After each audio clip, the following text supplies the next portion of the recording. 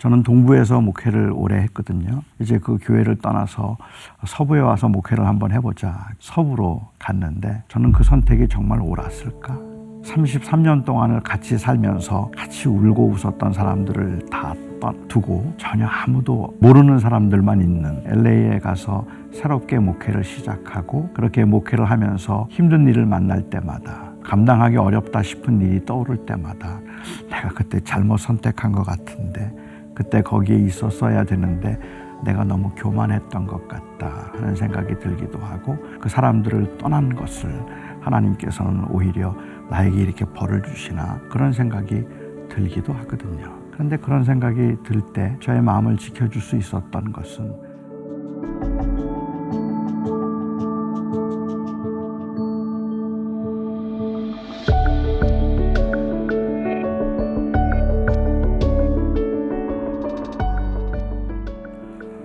레베카 페퍼트라고 하는 여류 작가는 말하기를 인생은 사람이 살기는 좀 버겁다라는 말을 했습니다.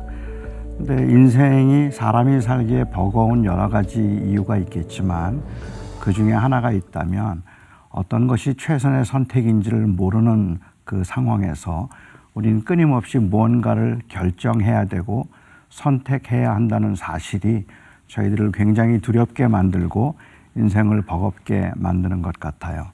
그래서 사람들은 살아가면서 과거에 내가 잘못 선택한 그것 때문에 내가 실패한 인생을 살고 있다고 생각을 하기도 하고, 그 현명한 선택을 어떻게 하면 좋을지 고민을 하는 사람들도 많이 있습니다. 실제로 어떤 사람들은 이야기하기를 나는 정말로 후회 없는 삶을 살았다라고 그렇게 이야기를 하지만 그가 택한 것이 최선이었는지는 아무도 모릅니다. 왜냐하면 그가 택하지 않았던 다른 것들은 어떤 결과를 냈을지 우리가 알지 못하기 때문에 그렇죠. 그래서 우리가 무엇을 택해야 할지를 알지 못하고 어떤 것이 최선인지 알지 못하고 살아가는 저희들로서 기독교인들은 종종 이럴 때 사용하는 말이 하나님께 맡긴다 하는 말을 씁니다. 그래서 우리의 인생을, 우리의 삶을 하나님의 손에 맡긴다라고 이야기하는데, 하나님께 맡긴다는 말은 그러면 무슨 말일까? 사실 그렇게 쉬운 개념은 아니겠다는 생각이 들어요. 제가 목회할 때 한 부인이 계셨는데 아주 옛날에 미국에 어린 아이들 둘 데리고 이민을 왔어요. 남편과 함께. 그런데 이민을 온 그 다음 날인가요? 며칠이 안 돼서 남편이 일을 나가다가 교통사고로 세상을 떠났습니다. 그리고 이 부인은 이 아이들 둘, 어린 갓난아기 둘을 키우느라고 정말 고생을 많이 했습니다. 중노동을 하기도 하고 버겁고 힘들게 살아가면서 그 외국에서 이 아이들을 키우면서 정말 열심히 살았어요. 그리고 그 아이들이 잘 성장해서 나름대로 이제 어느 정도 자리를 잡고 살 수 있게 되었는데, 한 번은 그분이 저한테 그 말씀을 하세요. 자기는 모든 것이 합력해서 선을 이룬다는 그 말을 들을 때마다 너무 화가 난다는 거예요. 모든 것을 합력하여 선을 이루신다는 그 말이 너무 자기는 받아들이기가 힘들다고 이야기를 해요.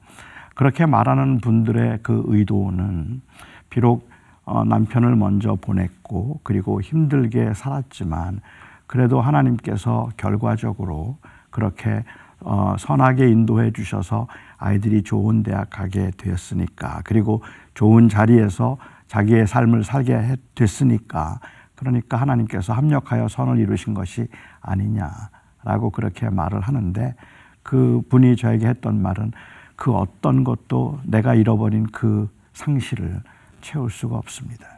아이들이 좋은 대학을 간 거, 아이들이 자리를 잡고 살아가는 것, 자기 그거보다 내 남편 좀 돌려주세요 라는 말을 하고 싶다라고 그렇게 말씀을 하시면서, 모든 것을 합력하여 선을 이루시는 하나님이 결과적으로 그게 다 잘 될 거라는 의미라면 자기 인생에서는 남편이 떠나고 난 다음에 내 인생이 잘 됐다는 생각을 해본 적이 없다라고 그렇게 말씀을 하시더라고요. 그런데 사도 바울이 로마서에서 하나님이 사랑하는 자에게는 모든 것이 합력하여 선을 이룬다는 그 말은 결과적으로 나중에 다 잘 될 거라는 그러한 의미는 아니라고 저는 생각합니다. 그러니까 그 선택을 잘못했기 때문에 아니면 어떤 이유에서든 우리의 인생이 굉장히 길고 지루한 고난의 그 인생을 살아가는 경우들도 있잖아요.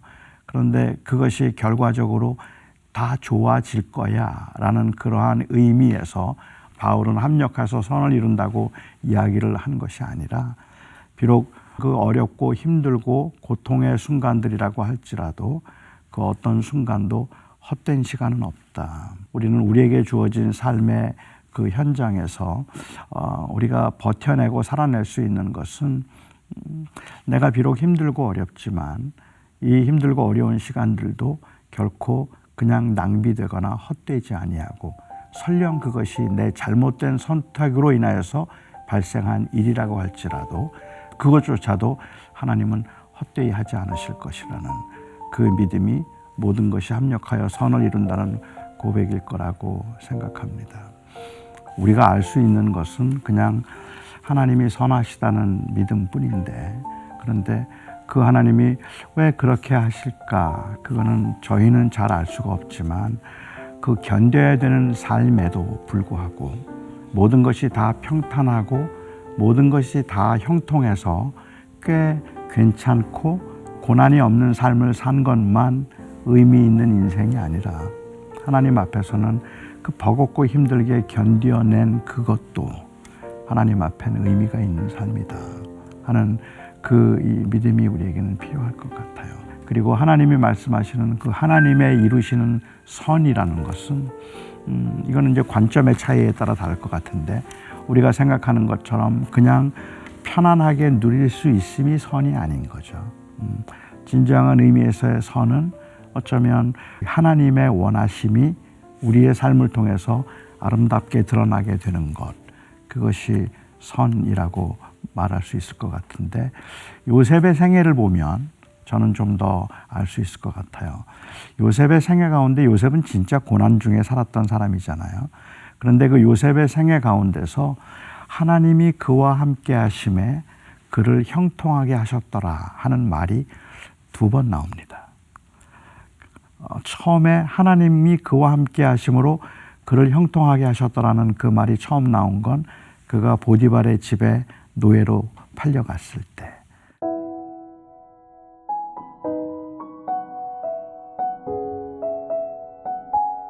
두 번째 나오는 하나님이 그를 형통하게 하셨다는 말은 언제 나올까? 애굽의 총리가 되었을 때, 그때 나오면 이해가 되죠. 합력하여 선을 이루시는 그 하나님이 그 고난 가운데 드디어 그를 애굽의 총리가 되게 하셨구나. 그런데 사실 하나님이 그와 함께 하심으로 그를 형통하게 하셨다는 말이 한 번 더 나오는 것은 억울한 누명을 쓰고 감옥에 갔을 때입니다.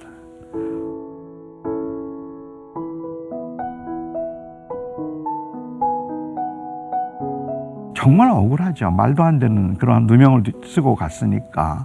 그 상황에 있을 때 하나님이 그와 함께 하시는 것을 간수장이 보았고 하나님이 그와 함께 하심으로 그를 형통하게 하셨다라고 이야기합니다. 그러면 요셉의 생애에서 형통하게 하셨다는 그 말이 갖는 의미는, 비록 그가 굉장히 고난 가운데 절망 가운데 있었지만 그 시간도 하나님의 계획을 이루고 있는 시간이었더라, 그 의미라고 볼 수 있을 것 같아요. 그래서 하나님이 원하시는 계획을 이루고 계셨던 그 시간이라, 그렇다면 그 고난의 시간도 의미가 있다. 자신의 그 잘못된 선택 혹은 욕심에 의해서 아니면 뭐 본인의 어떤 교만함 때문에 잘못된 선택으로 인하여서 내 인생이 많이 힘들어졌다고 후회하게 되는 경우들도 물론 있겠다 싶긴 해요.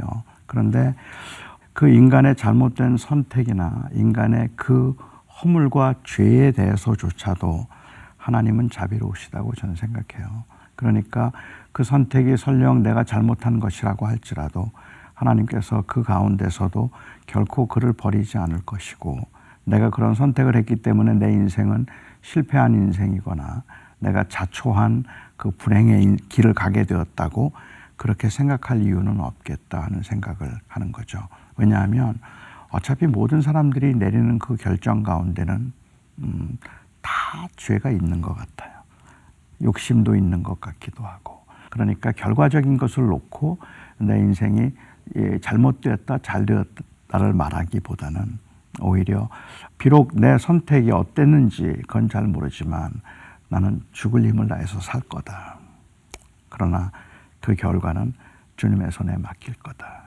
주님의 손에 맡긴다는 건 하나님의 선하심을 나는 의지하겠다는 그런 의미라고 볼 수 있지 않을까 싶은 생각이 듭니다. 그래서 설령 내가 잘못 선택해서 그런 것이라고 생각되는 경우라고 할지라도 내가 그때 그 선택을 잘못함으로 너무 좋은 걸 놓쳤다고 생각한다고 할지라도 우리가 그걸 어떻게 할 수 있을까라는 질문도 우선은 한번 해볼 만한 질문이고, 설령 내 실수로 그것을 놓쳤다고 할지라도 하나님께서는 지금 현재 최선을 다해서 살아가는 그 삶을 결코 무의미하게 만들지는 않으실 거라고 생각합니다. 하나님이 우리 인생을 향하여서 가지고 계신 그 하나님의 선하신 계획을 이루어 가시는 그 삶이 의미가 있다고 생각해요. 그러니까 현대 그리스도인들에게는 이게 더 심각한 문제일 수도 있겠는데, 우리 그리스도인들에게 내가 살아가는 삶의 의미가 무엇인가를 이야기하면 그건 단순히 누림은 아니거든요. 얼마나 많은 걸 내가 누리고 얼마나 성공적인 삶을 살 수 있을까 하는 것을 가지고 우리의 삶의 의미나 아니면 가치를 찾을 수는 없다고 생각합니다. 극심한 고난 가운데 말로 다 할 수 없는 그러한 상황에서 태어날 때부터 흙수저로 태어나서 그야말로 고난과 고생의 연속인 삶을 살았던 그 사람들의 삶도, 그것도 의미가 있다고 우리가 말할 수 있는 것은 거기에 하나님의 계획이 있다라고 그렇게 말할 수 있을 때뿐일 텐데, 그러니까 우리는 이제 자꾸만 그런데 왜일까를 생각해 보면, 왜 나에게 이런 걸 주셨을까? 하나님은 왜 나에게 장애를 주셨을까? 욥이 힘들어했던 것도 그거니까. 하나님 왜 이렇게 힘들게 하십니까? 욥의 친구들은 너 잘못한 게 있으니까 하나님 앞에 벌 받는 거야 라고 말했고, 욥은 그게 너무 억울했거든요. 그래서 하나님 앞에 왜냐고 계속 묻고 있는데, 그런데 제가 이해하기에는 저도 비슷한 경험을 했지만 그 고난 중에 있는 사람들이 왜를 묻고 있는 그 질문의 의도는 내가 당하는 고난의 원인과 이 고난의 유익이 무엇인지를 알고 싶다는 그러한 질문이 아니라, 오히려 욥처럼 내가 당하는 이 고난 가운데 하나님 거기 계십니까? 그 질문이었다고 생각해요. 하나님이 임재가 있고 하나님의 계획이 있는지, 만일 하나님이 거기 계시다면 그러면 사망의 음침한 골짜기를 다닐지라도 내가 괜찮습니다. 거기에 하나님의 계획과 의미가 있다면 내가 말로 다 할 수 없는 그러한 힘들고 버거운 인생을 산다고 할지라도 그래도 저는 괜찮습니다 라고 말할 수 있는, 따라서 그 욥이 그렇게 간절하게 갈망했던, 너무 억울하다고 외치고 부르짖으면서 그가 찾고 있었던 것은 하나님의 임재죠. 하나님 거기 계십니까? 그 질문이고, 저는 하나님을 믿고 사랑하는 많은 이 땅의 고난 중에 살고 있는 사람들이 그것이 잘못된 선택이었다 할지라도 그로 인하여서 힘들어하고 버거워하면서 내가 그때 왜 그랬을까를 후회하고 있는 그 현장조차도 결국은 하나님 여기 계십니까 하는 그 하나님의 임재에 대한 목마름일 거라고 저는 생각합니다. 그리고 하나님께서 우리에게 주시는 대답은 내가 거기 있다 말씀하시고, 그래서 욥이 나중에 크게 위로를 받은 것은 하나님이 그 고난 가운데 함께 하신다는 것을 보여주셔서 내가 말로만 듣더니 이제 직접 뵈니까 됐습니다 라고 이야기를 하거든요.